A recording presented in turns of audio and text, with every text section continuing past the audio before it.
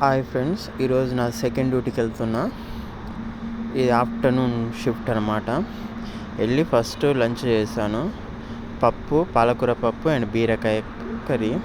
తర్వాత వచ్చి ఆలు గీకిన. అక్కడ అన్నయ్య ఆలు కట్ చేస్తుండే, ఇక్కడ మేము ఆలు గీకి కట్టింగ్ అయిపోయింది. తర్వాత ఇక్కడ బాబాయి దోశ పిండి, ఇడ్లీ పిండి గ్రైండింగ్ చేస్తుండు.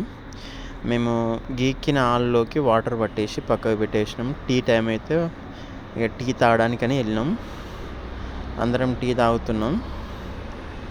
టీ తాగేసి వచ్చేసినాక ఈవినింగ్ 6కి ఆనియన్ కట్ చేయడం స్టార్ట్ చేసిన. నైస్ ఆనియన్, రేపటికి ఇది యూజ్ అవుతుంది. ఆనియన్ కట్ చేసి ఆనియన్ కట్టింగ్ అయిపోయాక మళ్ళీ పచ్చిమిర్చి, కొత్తిమీర అన్నీ ఫటాఫటా కట్ చేసినాం. పచ్చిమిర్చి, కొత్తిమీర అన్నీ కట్టింగ్ అయిపోయాక కొద్దిసేపు అంటే గిరాకీ వన్ గిరాకీ వస్తుంది కాబట్టి ఆర్డర్స్ ఇచ్చుకుంటూ తర్వాతకి అన్నం తినేసినాం.